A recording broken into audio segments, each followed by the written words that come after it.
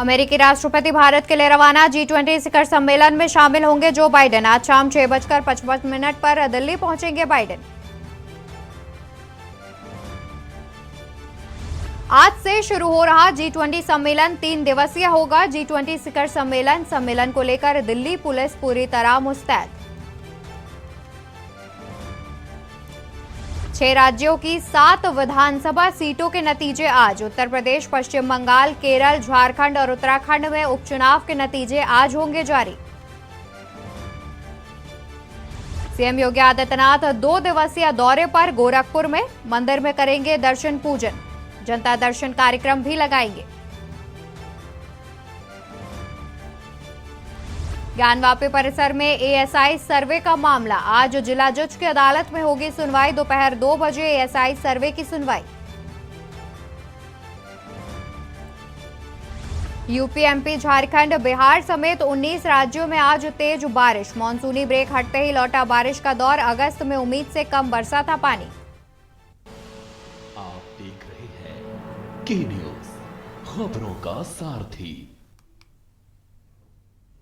नमस्कार, मैं हूं आपके साथ अवंतिका अवस्थी। स्वागत है आपका लाइव न्यूज में। रुक करते हैं खबरों का, जहां 6 राज्यों की 7 विधानसभा सीटों के नतीजे आज। बता दें कि बीते 5 सितंबर को 6 राज्यों की 7 विधानसभा सीटों पर वोटिंग हुई थी, चुनाव किए गए थे, जिस पर आज उनका रिजल्ट आना है। बता दें कि 6 राज्यों की 7 सीटों पर हुए थे चुनाव। त्रिपुरा के 2 सीटों पर डाले गए थे वोट।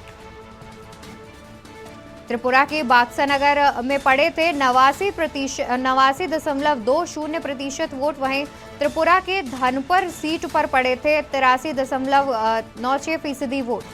यूपी की घोसी सीट पर पड़े थे 50.77% वोट। तो वहीं बात करें पश्चिम बंगाल की, तो पश्चिम बंगाल के धूपगुड़ी सीट पर पड़े थे 88.19% वोट। केरल के पुत्तुपुली सीट पर भी वोट डाले गए थे। बता दें कि पश्चिम बंगाल के धूपगुड़ी सीट पर 78.19% वोट डाले गए थे। केरल की पुत्तुपल्ली सीट पर 72.86% वोट पड़े थे। वहीं झारखंड की डुमरी सीट पर 64.85% वोट डाले गए थे। उत्तराखंड की बागेश्वर सीट पर 55.44% वोट डाले गए थे। बता दें कि 6 राज्यों की 7 विधानसभा सीटों के नतीजे आज। बता दें कि 6 राज्यों की 7 विधानसभा सीटों पर चुनाव हुए थे, जिसमें त्रिपुरा की 2 सीटों पर चुनाव हुए थे। त्रिपुरा की 2 सीटों पर डाले गए थे वोट। त्रिपुरा के बाक्सानगर में 89.20% वोट डाले गए थे। वहीं बात करें अगर त्रिपुरा की धनपुर सीट की, तो धनपुर सीट पर 83.96% वोट डाले गए थे। वहीं यूपी की घोसी सीट पर पड़े थे 50.77% वोट। पश्चिम बंगाल के धूपगुड़ी सीट पर 78.19% वोट डाले गए थे। केरल की पुत्तुपुली सीट पर 72.86% वोट डाले गए थे। पश्चिम बंगाल के धूपगुड़ी की बात करें तो वहां पर 78.19% वोट डाले गए थे। केरल के पुत्तुपुली सीट पर 72.86% वोट डाले गए थे। झारखंड की डुमरी सीट पर 64.85% वोट डाले गए थे। उत्तराखंड की बागेश्वर सीट पर पड़े थे 55.44% वोट। 6 राज्यों की 7 विधानसभा सीटों पर आज नतीजे आने हैं। बता दें कि 6 राज्यों की 7 विधानसभा सीटों पर बीते 5 सितंबर को वोटिंग हुई थी, जिसके आज नतीजे आएंगे। बता दें कि फिलहाल काउंटिंग जारी है। लगातार देखना होगा कि किसके पक्ष में आता है रिजल्ट। बता दें कि 6 राज्यों की 7 विधानसभा सीटों पर आज नतीजे आने हैं। इन सीटों पर 5 सितंबर को वोटिंग हुई थी। इनमें उत्तर प्रदेश की घोसी, उत्तराखंड की बागेश्वर, बंगाल की धूपगुड़ी, वहीं झारखंड की डुमरी, केरल के पुत्तुपल्ली और त्रिपुरा की 2 सीटें जो कि धनपुर और बाक्सानगर सीट हैं, वो शामिल हैं। 6 राज्यों की 7 विधानसभा सीटों पर आज नतीजे आने हैं। वहीं अगर बात करें तो सूत्रों के अनुसार सुबह 8 बजे से वोटिंग की जो काउंटिंग है, वोट्स की जो काउंटिंग है वो चालू कर दी गई है। शाम तक जो है अनुमान लगाया जा रहा है कि शाम 4 से 5 बजे के बीच जो रिजल्ट है वो जारी कर दिया जाएगा।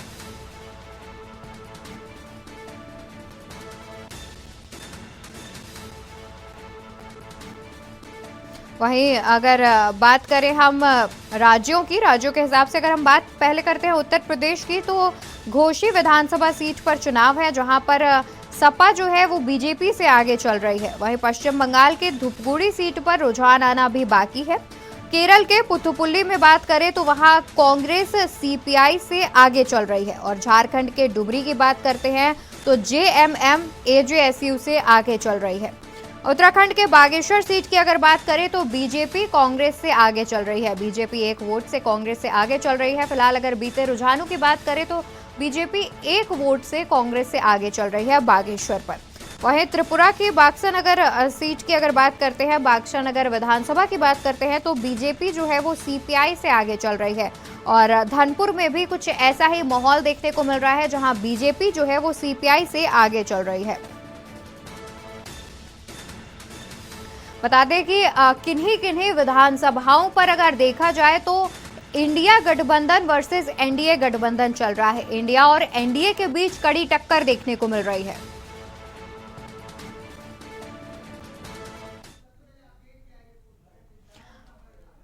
तो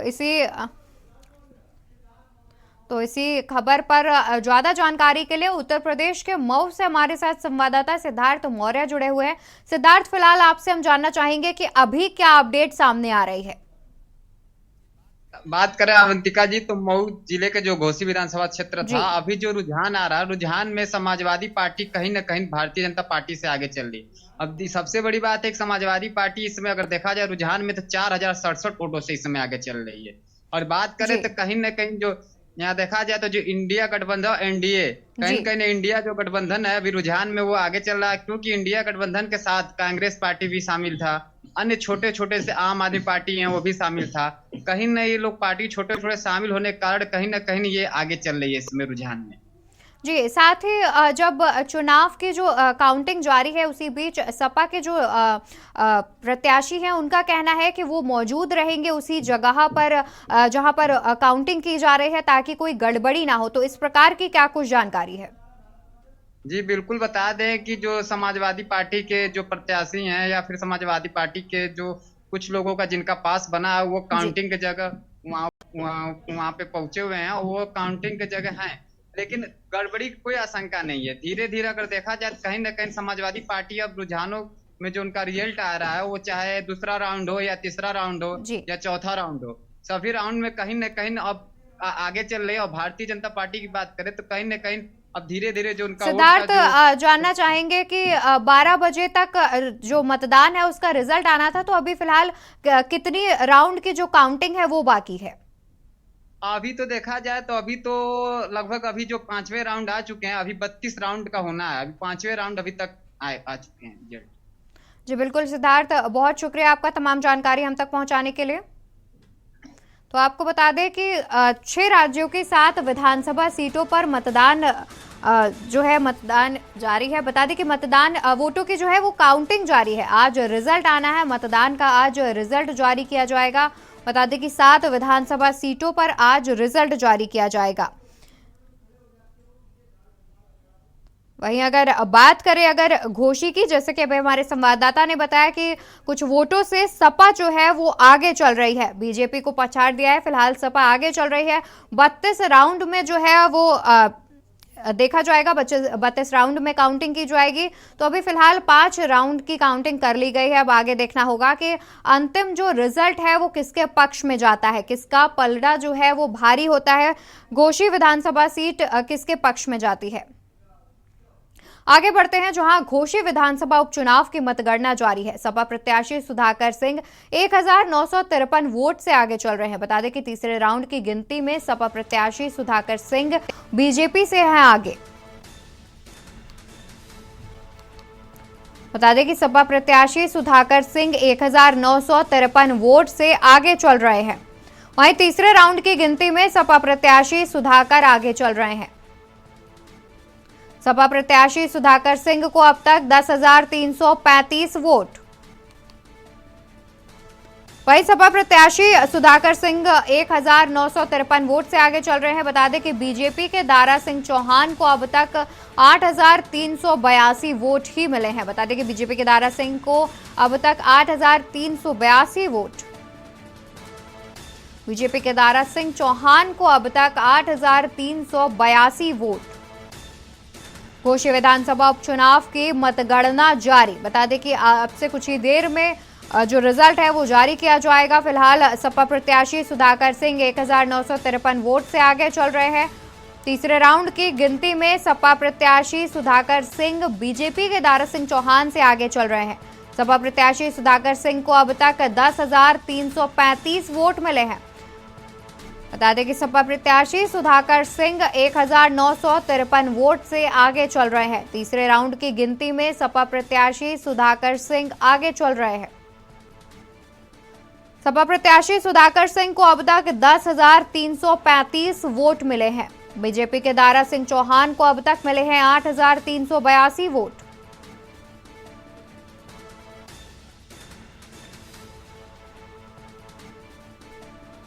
तो बता दें कि देश के 6 राज्यों की 7 विधानसभा सीटों पर उपचुनाव हुआ था, जिस पर आज रिजल्ट आ रहा है। बता दें कि अगर घोसी की बात करें, उत्तर प्रदेश में घोसी की बात करें तो 4,067 से सपा प्रत्याशी आगे चल रहे हैं। मऊ घोसी उपचुनाव में चौथे राउंड का रुझान आ गया है। मऊ में घोसी उपचुनाव में चौथे राउंड का रुझान सामने आया है। भाजपा को 10,219 वोट, सपा को 14,286 वोट, 4,067 से सपा प्रत्याशी सुधाकर सिंह आगे। मऊ के घोसी उपचुनाव में चौथे राउंड का रुझान आया है सामने। बता दें कि मऊ में घोसी उपचुनाव में चौथे राउंड का रुझान सामने आया है, जिसके आंकड़े कुछ इस प्रकार हैं। भाजपा को 10,219 वोट। बता दें कि अब तक भाजपा के 10,219 वोट, वहीं सपा को 14,286 वोट। बता दें कि 4,067 वोटों से सपा प्रत्याशी सुधाकर सिंह चल रहे हैं आगे। घोसी उपचुनाव में 5वें राउंड की गिनती पूरी हो गई है। सपा प्रत्याशी सुधाकर सिंह ने बनाई बढ़त। बता दें कि लगातार 5वें राउंड में सपा प्रत्याशी ने बनाई बढ़त। घोसी उपचुनाव में 5वें राउंड की गिनती हुई पूरी। सपा प्रत्याशी सुधाकर सिंह ने बनाई बढ़त। घोसी उपचुनाव में 5वें राउंड की गिनती हुई पूरी। बता दें कि सपा और बीजेपी के बीच टक्कर का मुकाबला देखने को मिल रहा है, जिसमें सपा प्रत्याशी 5वें राउंड में भी बीजेपी के जो प्रत्याशी हैं उनसे आगे चल रहे हैं। घोसी उपचुनाव में 5वें राउंड की गिनती पूरी हो गई है। सपा प्रत्याशी सुधाकर सिंह ने बनाई है बढ़त। बता दें कि बीजेपी के दारा सिंह को पीछे छोड़ते हुए लगातार सपा प्रत्याशी आगे बढ़ते जा रहे हैं। 5वें राउंड की गिनती में सपा प्रत्याशी सुधाकर सिंह आगे। सपा प्रत्याशी सुधाकर सिंह 7,019 वोटों से आगे चल रहे हैं। 5वें राउंड की गिनती में सपा प्रत्याशी सुधाकर सिंह आगे। आपको बता दें कि सपा प्रत्याशी सुधाकर सिंह 7,019 वोट से आगे चल रहे हैं। 5वें राउंड की गिनती में सपा प्रत्याशी सुधाकर सिंह हुए आगे।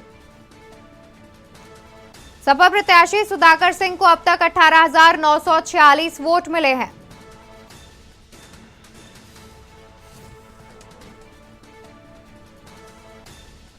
इसी खबर पर हमारे साथ हमारे संवाददाता सिद्धार्थ मौर्य जुड़े हुए हैं। सिद्धार्थ, 5वें राउंड की काउंटिंग जो है वो पूरी हो गई है और सपा प्रत्याशी लगातार आगे बढ़े हुए हैं, इस पर क्या कुछ जानकारी देना चाहेंगे?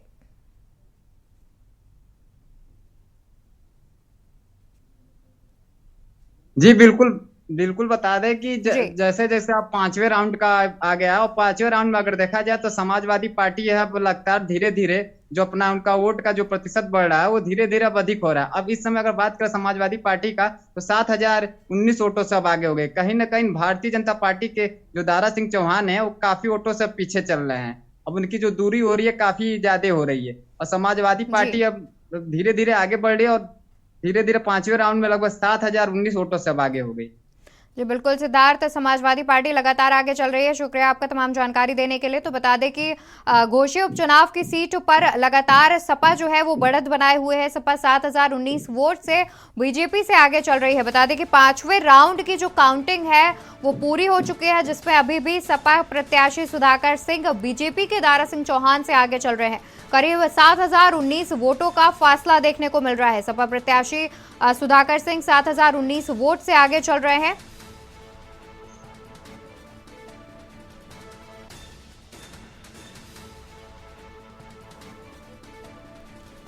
तो बता दें कि बागेश्वर उपचुनाव से भी अपडेट सामने आया है, जहां बीजेपी की पार्वती दास आगे चल रही हैं। बागेश्वर उपचुनाव की मतगणना जारी है, जिसमें एक नया अपडेट सामने आया है। आपको बता दें कि पांचवें राउंड की गिनती में बीजेपी प्रत्याशी 1,091 वोट से आगे चल रही हैं। बीजेपी की पार्वती दास 1,091 वोट से आगे चल रही हैं। वहीं बीजेपी की पार्वती दास को अब तक 12,436 वोट मिले हैं। पांचवें राउंड की गिनती में बीजेपी प्रत्याशी 1,091 वोट से आगे चल रही हैं। बीजेपी की पार्वती दास 1,091 वोट से चल रही हैं आगे। बीजेपी की पार्वती दास को मिले अब तक 12,436 वोट। आपको बता दें कि कांग्रेस प्रत्याशी बसंत कुमार को अब तक 11,345 वोट ही मिले हैं।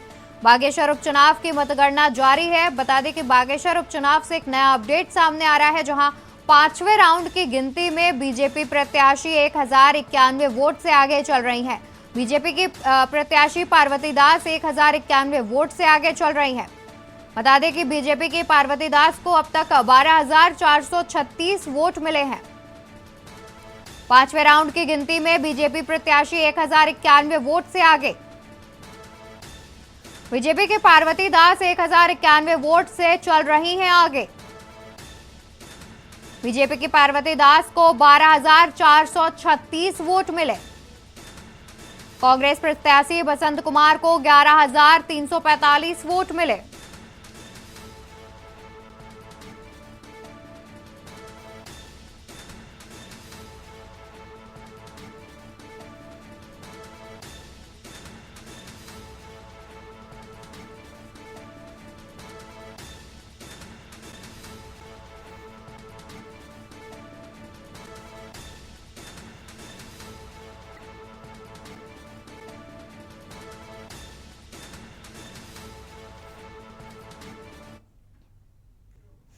देश के 6 राज्यों की 7 विधानसभा सीटों पर हुए उपचुनाव की काउंटिंग सुबह 8 बजे से जारी है। उत्तर प्रदेश, पश्चिम बंगाल, केरल, झारखंड और उत्तराखंड की एक एक सीट पर 5 सितंबर को वोटिंग हुई थी, जबकि त्रिपुरा की 2 सीटों पर वोट डाले गए थे। चुनाव आयोग के मुताबिक सबसे ज्यादा 89.20% वोट त्रिपुरा की बाक्सनगर सीट पर पड़े थे। वहीं सबसे कम 50.77% वोट यूपी की घोसी सीट पर डाले गए थे।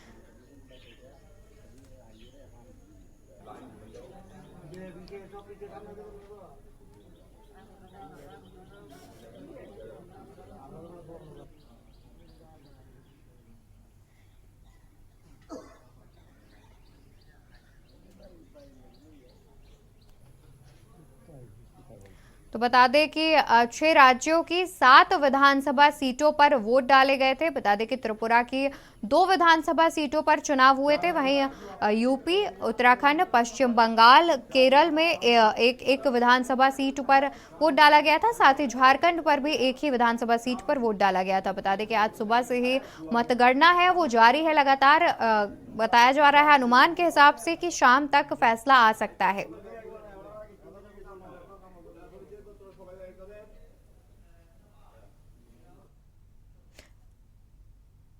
इसी बीच खबर आ रही है जहां घोषी उपचुनाव में सपा आगे चल रही है। बता दें कि 6 राज्यों की 7 विधानसभा सीटों में चुनाव हुए थे, जिसमें यूपी की घोषी में सपा आगे चल रही है।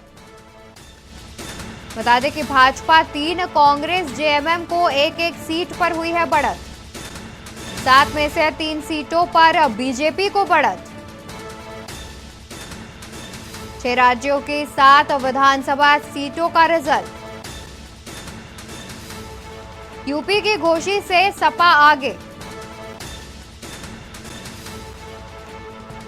भाजपा 3, कांग्रेस जेएमएम को एक एक सीट पर बढ़त। बता दें कि 7 में से 3 सीटों पर बीजेपी को बढ़त मिली है। 6 राज्यों की 7 विधानसभा सीटों का रिजल्ट। यूपी की घोषित से सपा आगे। भाजपा को 3 तो वहीं कांग्रेस जेएमएम को एक एक सीट पर मिली है बढ़त। 7 में से 3 सीटों पर बीजेपी को बढ़त। 6 राज्यों की 7 विधानसभा सीटों का निकलेगा आज रिजल्ट। बता दें कि यूपी के घोषी से सपा आगे। भाजपा 3 तो कांग्रेस जेएमएम को एक एक सीट पर मिली बढ़त। 7 में से 3 सीटों पर बीजेपी को मिली बढ़त। 6 राज्यों की 7 विधानसभा सीटों पर आज रिजल्ट आना है। यूपी की घोषित से सपा आगे। भाजपा को 3 तो कांग्रेस जेएमएम को एक एक सीट पर मिली बढ़त। 7 में से 3 सीटों पर बीजेपी को मिली है बढ़त। 6 राज्यों की 7 विधानसभा सीटों का रिजल्ट निकलेगा आज। यूपी की घोषित से सपा आगे। भाजपा 3 तो कांग्रेस जेएमएम को एक एक सीट पर मिली बढ़त।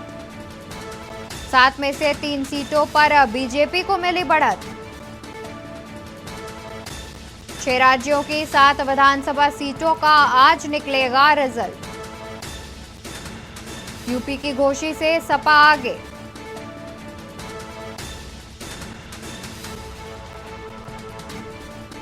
भाजपा 3 तो कांग्रेस जेएमएम को मिली एक एक सीट पर बढ़त। 7 में से 3 सीटों पर बीजेपी को मिली बढ़त। 6 राज्यों की 7 विधानसभा सीटों का रिजल्ट आज आना है।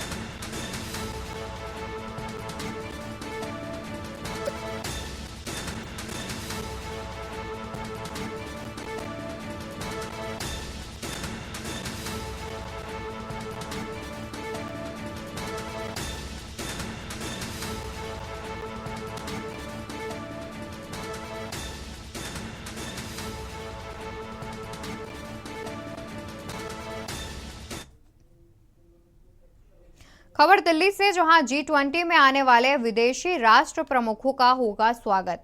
एयरपोर्ट पर रिसीव करने के लिए केंद्रीय मंत्रियों की लगाई गई है ड्यूटी। अमेरिकी राष्ट्रपति जो बाइडेन वॉशिंगटन से हुए रवाना। G20 समिट में शामिल होने के लिए आ रहे हैं जो बाइडेन। अमेरिका के राष्ट्रपति जो बाइडेन ने एक्स पर लिखा, हर बार जब हम जुड़ते हैं हम बेहतर होते हैं। बाइडेन कुछ समय के लिए जर्मनी के रामस्टेन रुकेंगे।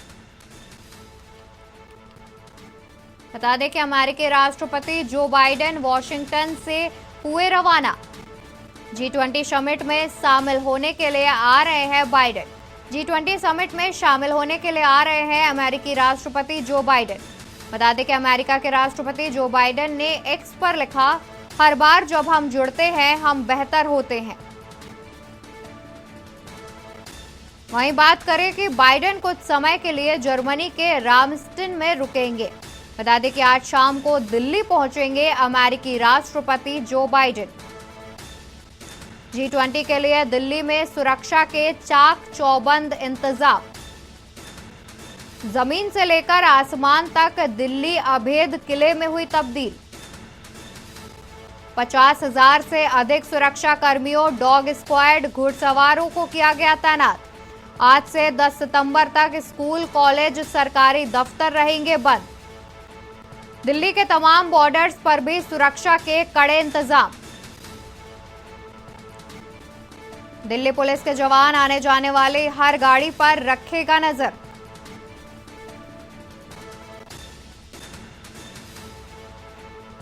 तो इसी खबर पर तमाम जानकारी के लिए हमारे साथ संवाददाता प्रवेश शर्मा जुड़े हुए हैं।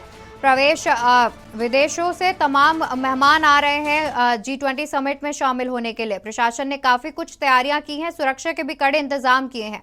इस पर क्या कुछ जानकारी देना चाहेंगे?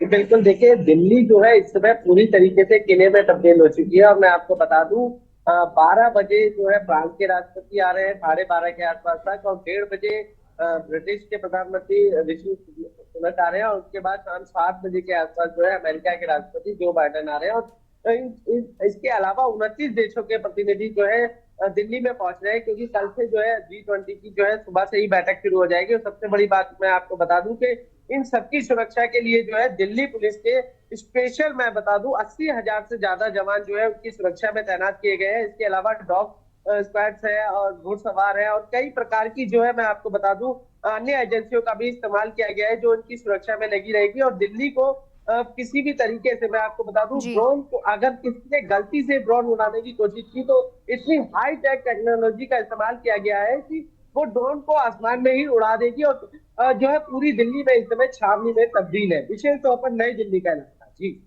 जी, साथ ही अगर बात करें कि सुरक्षा के कई कुछ कड़े इंतजामात किए गए हैं, उसके लिए कई जो जगहें हैं वहां पर आम लोगों का जाना भी प्रतिबंधित किया हुआ है, तो उस पर क्या कुछ जानकारी देना चाहेंगे?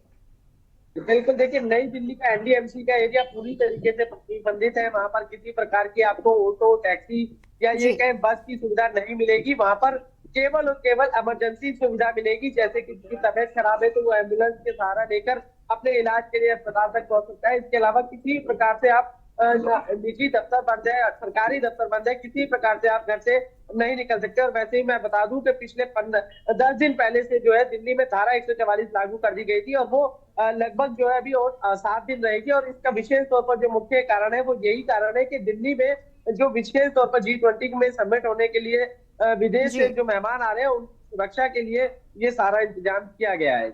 जी, साथ ही दिल्ली में G20 समिट में शामिल होने के लिए काफी ज्यादा विदेशी और अहम मेहमान आ रहे हैं, तो उनको लुभाने के लिए दिल्ली में किस प्रकार की जो साज सजावट की गई होगी जो हमारी संस्कृति को भी दर्शाए, इस प्रकार से क्या कुछ तैयारियां की हैं सरकार ने? बिल्कुल, देखिए मैं आपको सबसे पहले बता दूं कि ये समिट जो है दिल्ली के प्रगति मैदान में होगा। और प्रगति मैदान में कम से कम मैं बता दूं कि कई धातु को मिलाकर एक नटराज की बहुत बड़ी मूर्ति लगाई गई है, और उसको विशेष तौर पर जो है मुख्य द्वार पर स्थापित किया गया है। और उसका वजन जो है 20 टन से ज्यादा बताया जा रहा है। और इसमें जो धातु का इस्तेमाल हुआ है वो बड़ी अहम धातु है, 8 धातु है। और हैरान करने वाली बात यह है कि जब जहां से होटल से और प्रगति मैदान तक जब आप गाड़ी में ये मेहमान निकलेंगे तो रास्ते में उनको कई जगह जो है फ्लावर मिलेंगे। और मैं आपको बता दूं कई जगह फ्लावर की स्पॉटिंग की है, लाइटिंग का सिस्टम किया है, और अलग अलग तरीके से जो है सड़कों पर जो है सजावट की गई है। और दिल्ली को इस समय पूरा, मैं बता दूं, दुल्हन की तरह सजाया हुआ है। विशेष तौर पर अगर बात करें तो नई दिल्ली का वो इलाका है जहां पर ये मेहमान रुकेंगे और जहां से ये प्रगति मैदान तक पहुंचेंगे, वो इलाका पूरी तरीके से सजा दिया गया है। जी बिल्कुल, शुक्रिया प्रवेश आपका तमाम जानकारी हम तक पहुंचाने के लिए। तो बता दें कि दिल्ली में G20 समिट का आयोजन होगा, 3 दिवसीय आयोजन किया जा रहा है, जिसमें 10 तारीख तक ये G20 समिट चलेगी। प्रगति मैदान में इसका आयोजन किया गया है, जिसमें शामिल होने के लिए देश विदेश से विशेष मेहमान आ रहे हैं। साथ ही अमेरिकी राष्ट्रपति जो बाइडेन समेत अन्य बड़े नेता भी शामिल होने आ रहे हैं। विदेशी मेहमानों के स्वागत के लिए हमारी राजधानी दिल्ली पूरी तरह से तैयार है। रुकेंगे छोटे से ब्रेक के लिए, ब्रेक के बाद हाजिर होते हैं अन्य जानकारी के साथ। आप देख रहे हैं के न्यूज, खबरों का सारथी। तो ब्रेक से वापस आ गए हैं, रुक करते हैं खबरों का, जहां बागेश्वर से खबर सामने आ रही है। बागेश्वर से खबर आपको बता दें, बागेश्वर उपचुनाव छठे राउंड की मतगणना। भाजपा प्रत्याशी पार्वती दास 1700 वोटों से आगे। बीजेपी की पार्वती दास 15,253 वोट मिले हैं अब तक। बता दें कि कांग्रेस में बसंत कुमार को 13,553 वोट। कांग्रेस से बसंत कुमार को 13,553 वोट। सपा के भगवती त्रिकोटी को 291 वोट। यूकेडी अर्जुन देव को 358 वोट। नोटा को अब तक 585 वोट। बागेश्वर उपचुनाव छठे राउंड की मतगणना। भाजपा प्रत्याशी पार्वती दास 1700 वोटों से आगे। बीजेपी की पार्वती दास को 15,253 वोट। कांग्रेस में बसंत कुमार को 13,553 वोट। कांग्रेस में बसंत कुमार को 13,553 वोट। सपा के भगवती त्रिकोटी को 291 वोट। यूकेडी अर्जुन देव को 358 वोट मिले। वहीं नोटा को अब तक 585 वोट। बागेश्वर उपचुनाव छठे राउंड की मतगणना। भाजपा प्रत्याशी पार्वती दास 1700 वोटों से आगे। बीजेपी की पार्वती दास 15,253 वोट। कांग्रेस बसंत कुमार को 13,553 वोट। वहीं कांग्रेस से बसंत कुमार को 13,553 वोट मिले। सपा के भगवती त्रिकोटी को 291 वोट। यूकेडी अर्जुन देव को 358 वोट। नोटा को 585 वोट मिले। बागेश्वर उपचुनाव में छठे राउंड की मतगणना। भाजपा प्रत्याशी पार्वती दास 1700 वोटों से आगे। बीजेपी की पार्वती दास को 15,253 वोट मिले।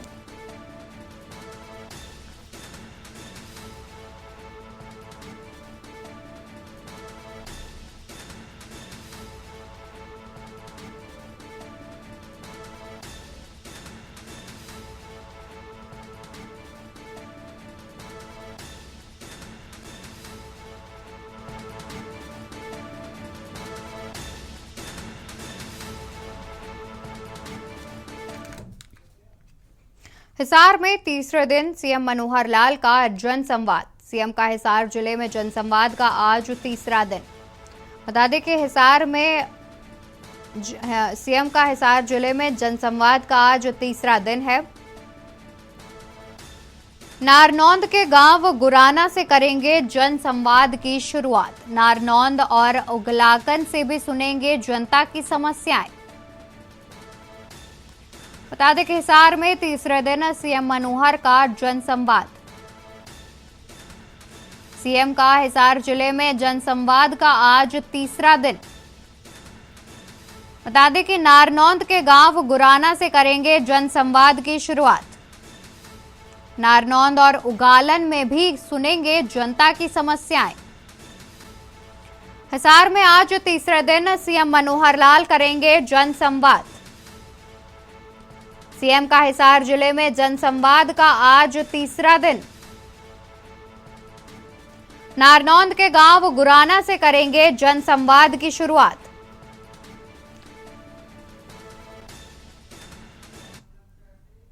इसी बीच बुलंदशहर से खबर सामने आ रही है। बुलंदशहर से खबर हम आपको बता दें, जहां एसडीएम के अर्दली पर हुआ जानलेवा हमला।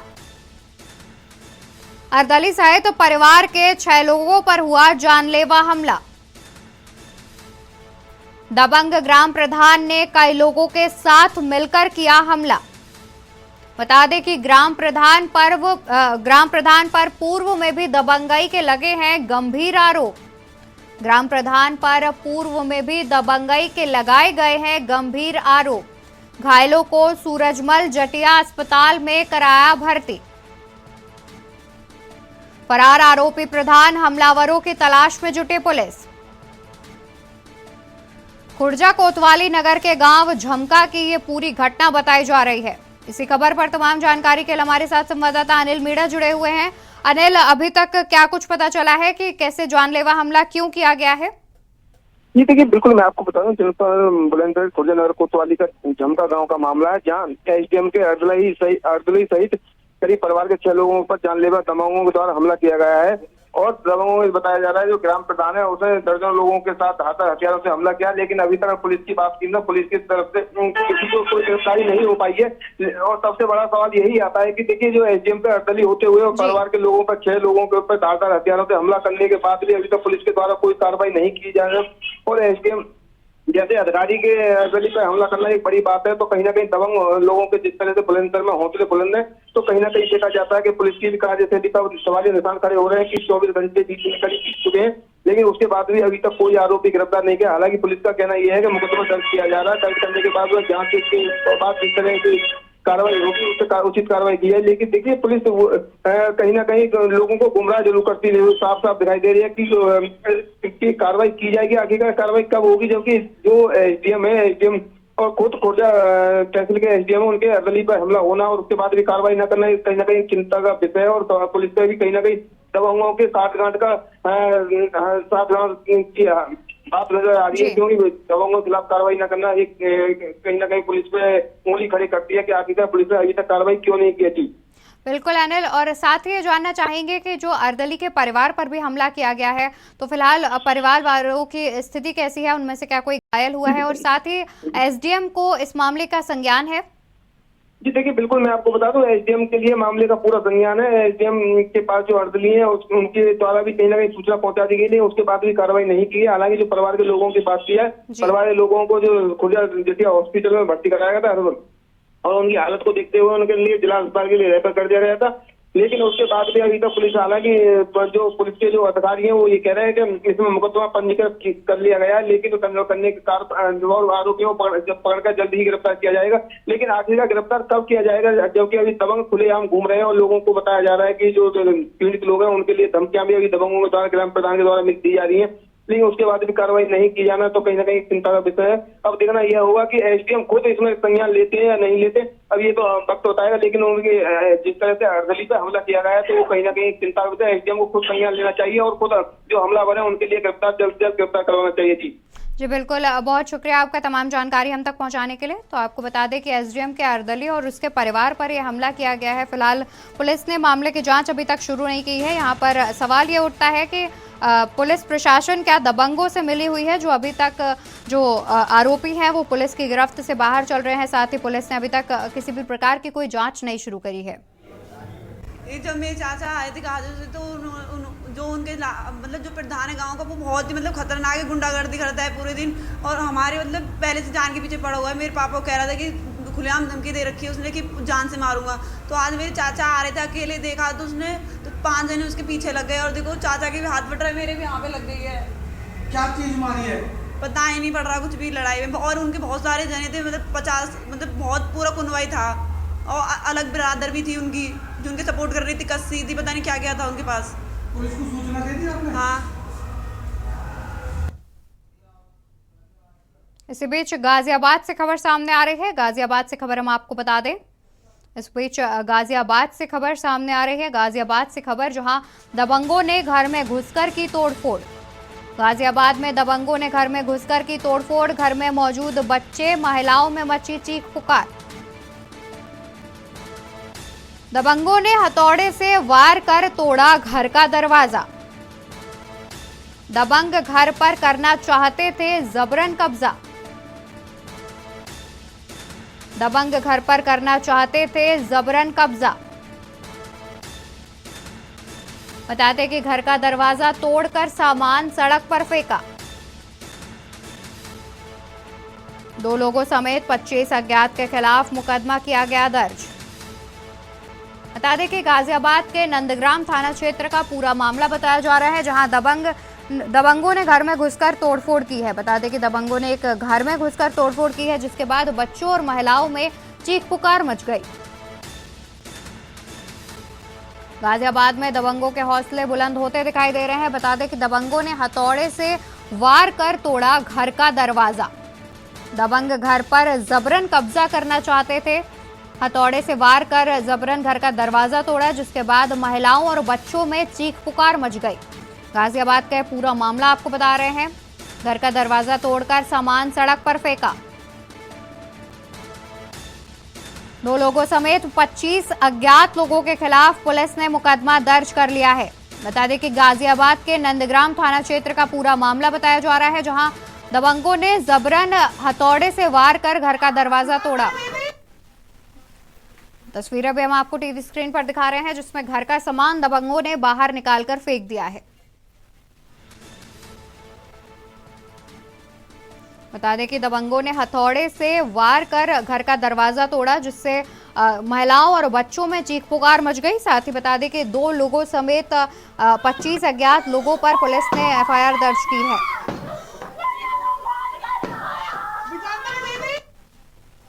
बताया जा रहा है कि जबरन घर पर कब्जा करना चाह रहे थे दबंग।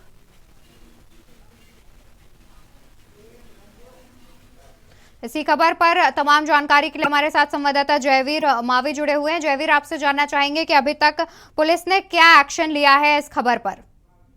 देखिए, आपको बता दें कि देर रात का मामला है जहाँ पर 25 से 30 लोग एक मकान में पहुंचे और वहां पर जबरन जो मकान का दरवाजा था उसको हथौड़े से तोड़ा और जो मकान में जो परिवार रह रहे थे उस परिवार का सभी सामान सड़क पर फेंक दिया है, जिसकी वीडियो भी वायरल हुई है। वहीं अब शिकायत जो पीड़ित की तरफ से दी गई उसमें 2 नामजद और लगभग 25 अज्ञात के नाम शिकायत दी गई है। पुलिस मुकदमे की तैयारी कर रही है और मुकदमा दर्ज कर जो आरोपी हैं उनको हिरासत में लेनी है कि जांच अभी पुलिस कह रही है, लेकिन जो मुकदमा दर्ज है उसके बाद कानूनी कार्रवाई की बात कही जाती है। लेकिन जिस तरह से G20 को लेकर देश भर में या गाजियाबाद की हम बात करें तो गाजियाबाद में पुलिस प्रशासन पूरी तरह अलर्ट है। ऐसे में देर रात इतने लोगों का एक मकान पर हमला करना कहीं ना कहीं पुलिस पर भी सवालिया निशान उठा रहा है। जिस तरह पुलिस की जो जांच है या पुलिस की जो गश्त है उस पर भी सवालिया निशान उठा रहा है कि किस तरह बदमाश सड़क पर आतंक मकान पर आतंक मचाते रहे और जो परिवार के सदस्य थे वो चिल्ला रहे थे, लेकिन पुलिस मौके पर नहीं पहुंच पाई है। हालांकि अब तमाम कानूनी कार्रवाई करने की बात पुलिस कह रही है। जी फिलहाल शुक्रिया आपका जयवीर, तमाम जानकारी हम तक पहुंचाने के लिए।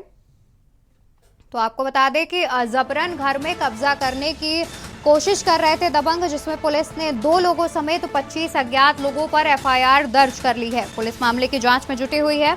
बता दें कि हथौड़े से घर का दरवाजा तोड़कर घर पर कब्जा करना चाह रहे थे दबंग, जिससे महिलाओं और बच्चों में चीख पुकार मच गई।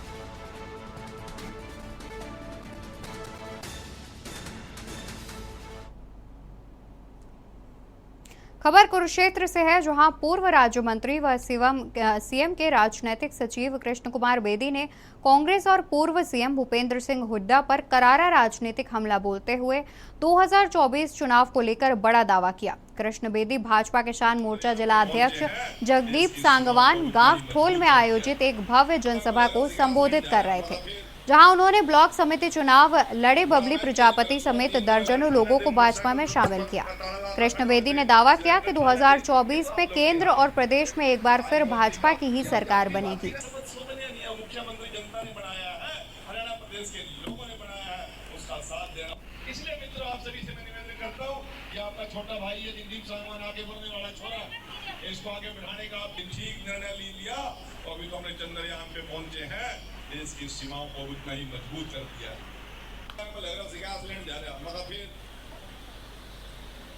बड़ा मैन के मेरा छोरा 3 दिन लाल ठा लेते, मोटरसाइकिल का ताला लगा खड़े हुए थे, सिलेंडर ठा लेते। ये तो आप लोगों की हालत है।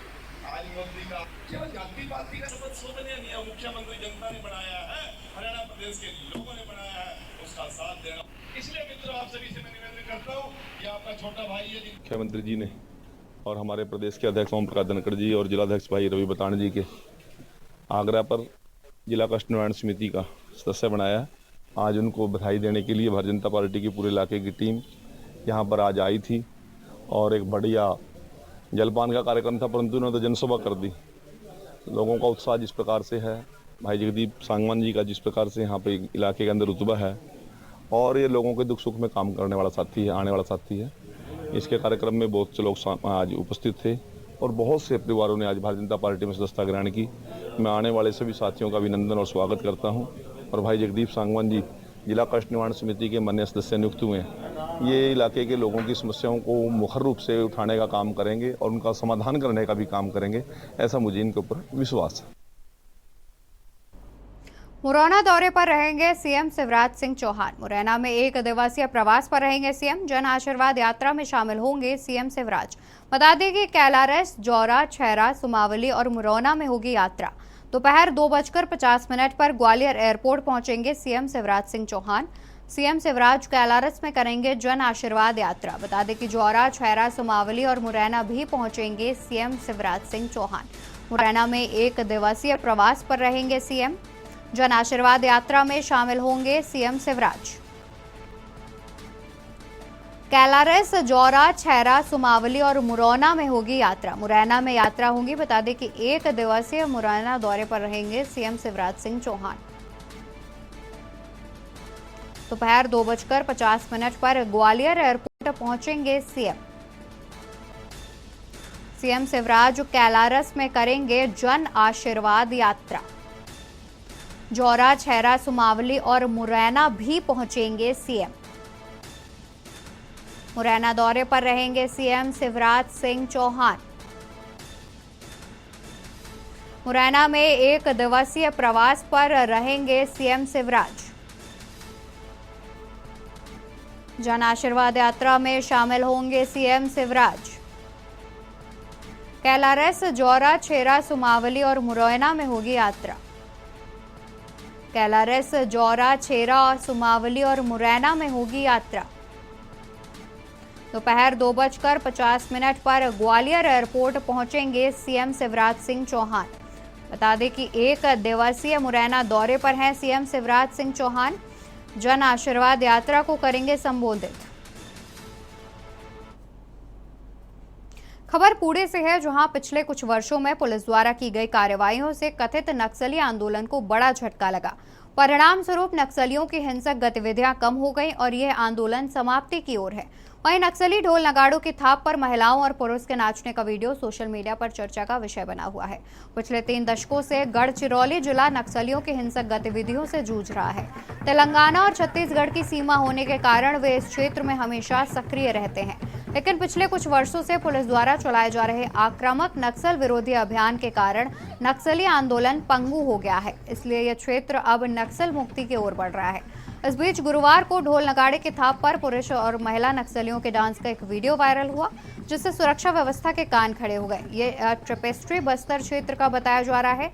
तो तस्वीर यह है कि पिछले कुछ समय से शांत नक्सली एक बार फिर सक्रिय होते दिखाई दे रहे हैं।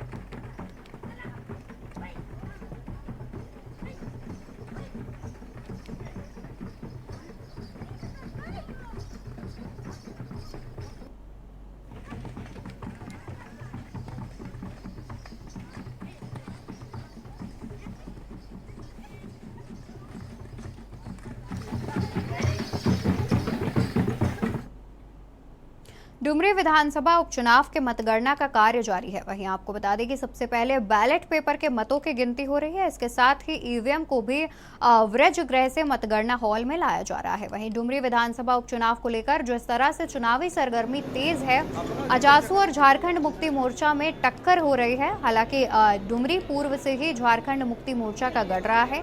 हालांकि आजसू पार्टी को जेएमएम को बाद देकर सीट निकालना कहीं ना कहीं मील का पत्थर साबित होगा। फिलहाल डुमरी की सीट किसके पाले में जाएगी, ये कहना अभी कहीं ना कहीं जल्दबाजी होगी।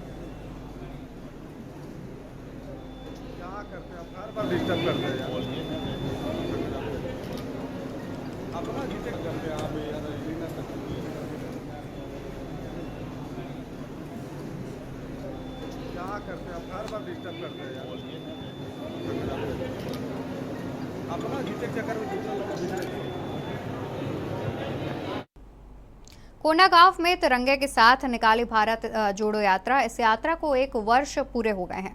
कांग्रेस पार्टी इसका वर्षगांठ मना रही है। इस यात्रा की अगुवाई कैबिनेट मंत्री मोहन मरकाम ने की।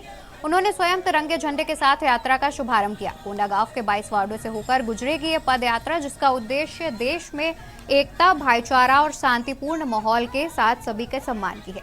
आपको बता दें कि भारत जोड़ो यात्रा की शुरुआत राहुल गांधी ने कन्याकुमारी से कश्मीर तक 4000 किलोमीटर की यात्रा तय कर किया था, जिसको आज 1 साल पूरा हो रहा है। 1 साल बाद आज फिर से भारत जोड़ो यात्रा का शुभारंभ किया गया है।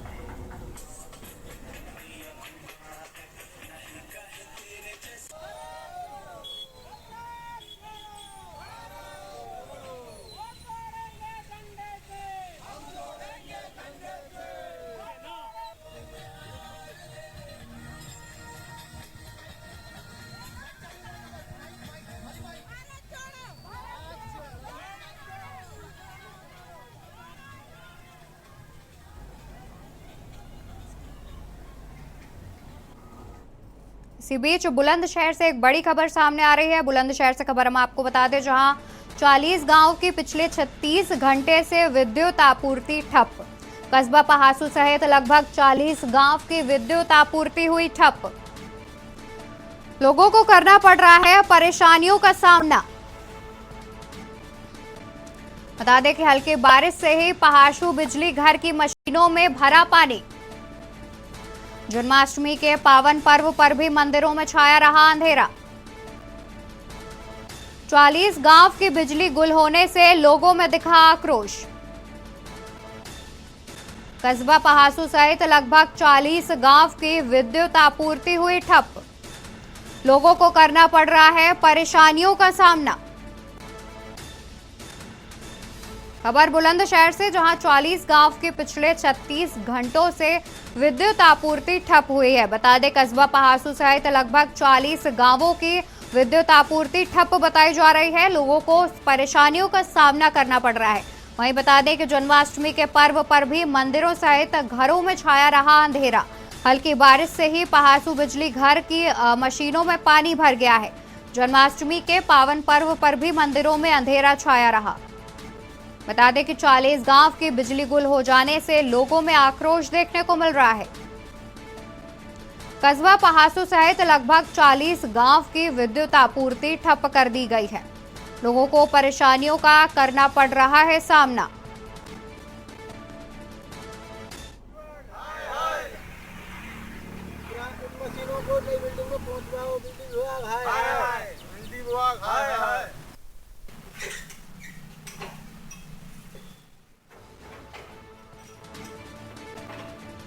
बता दें कि पहासू सहित 40 गांवों में बिजली आपूर्ति ठप है। जन्माष्टमी के पावन पर्व पर मंदिरों और घरों में भी छाया रहा अंधेरा। 36 घंटे से बिजली आपूर्ति ठप बताई जा रही है। बता दें कि 40 गांवों की बिजली गुल होने से लोगों में आक्रोश देखने को मिल रहा है। कस्बा पहासू सहित लगभग 40 गांव की विद्युत आपूर्ति ठप बताई जा रही है। बता दें कि लोगों को परेशानियों का सामना करना पड़ रहा है। 40 गांव की 36 घंटे से विद्युत आपूर्ति है ठप। खबर बुलंदशहर से बता रहे हैं, कस्बा पहासू सहित लगभग 40 गांवों की विद्युत आपूर्ति है ठप। लोगों को करना पड़ रहा है परेशानियों का सामना। हम सब लोग नगर पंचायत के वर्तमान सभासद, हम सब लोग इसलिए बैठे हैं, लगभग 3 दिन से लाइट की समस्या पहासू में नहीं है।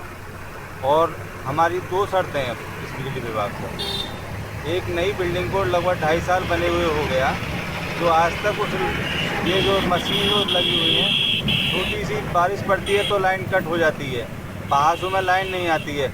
उसके बावजूद भी हम ये चाह रहे हैं कि जो ये मशीन जो इसमें लगी हुई है नई बिल्डिंग में जाए और हमारे लिए पहासू के लिए 24 घंटे की जितनी भी लाइट सप्लाई होती हो नगर में आराम से होती है। दादा, बिजली की क्या समस्या है? बिजली की सर यही समस्या है कि यहाँ पानी भर जाता है। पानी भरने के कारण हमारी मशीनें बंद रहती हैं। फिर यहाँ हादसा होने की संभावना रहती है। जब पानी निकलता है तब चालू होता है। बदलवाने कह रहे हैं, दूसरी जगह शिफ्ट कराने की कह रहे हैं। जो नई बिल्डिंग हमारी तैयार हो चुकी है उसमें संभावना बदलने की।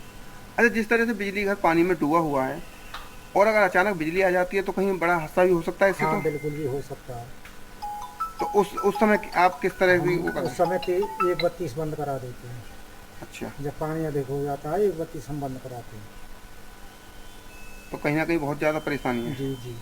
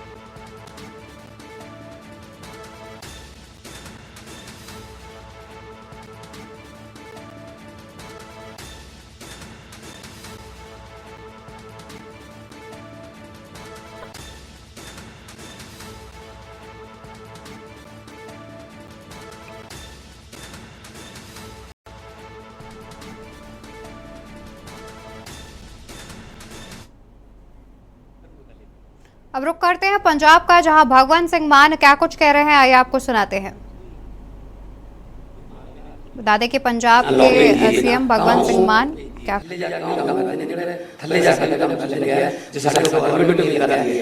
गवर्नमेंट उम्मीद करती है लोगों ਨੂੰ ਬੈਸਟ ਅਸੀਂ ਵੱਲੋਂ ਜਿਹੜੀ ਹੈ ਉਹ ਫੈਸਿਲਿਟੀ ਦੇਵਾਂਗੇ। ਇੱਥੋਂ ਆਪਾਂ ਇੰਨੇ ਨਾ ਫਰਕ ਪੈ ਜਾਂਦਾ। ਦੇਖੋ ਸੱਪ ਮਾਰਦੇ ਆਪਾਂ ਖੇਤਾਂ 'ਚ ਰਹਿ ਰਹੇ ਨੇ। ਜਿੰਪਾ ਜੀ ਪੰਜਾਬ ਦੇ ਚੀਫ ਸੈਕਟਰੀ ਜਿਨ੍ਹਾਂ ਨੇ ਪੰਜਾਬ ਦੇ ਤਰੱਕੀ ਦੇ ਫੈਸਲੇ ਜਿਹੜੇ ਨੇ ਉਹਨਾਂ ਸੰਬੰਧੀ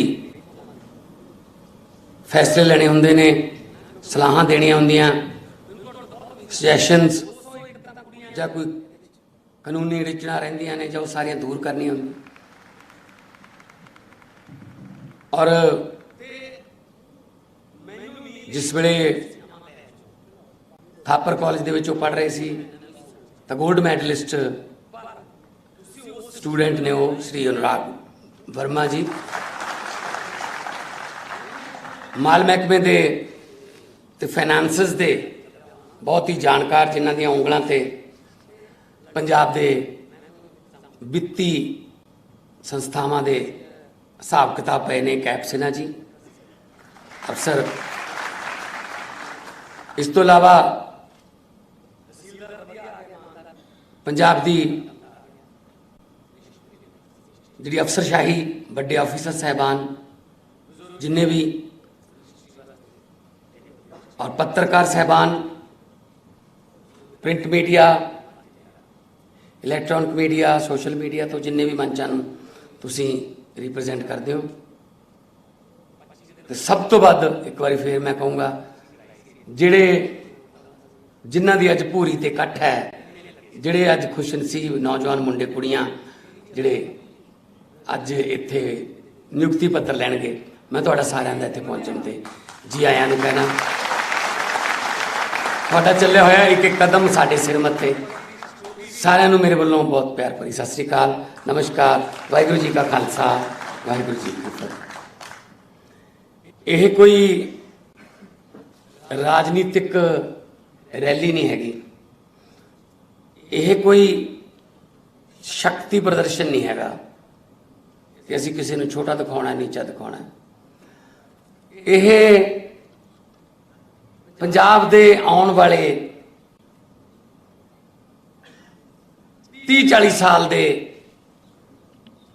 फैसलों नाल संबंधित फंक्शन है। अज पनीरी बीज रहे हैं ते अफसरां दे रूप दे विच पनीरी ने आने वाले सालों दे विच पंजाब दे विच फल फुल देने ने। बहुत सारियां गल्लां कहीआं जांदियां ने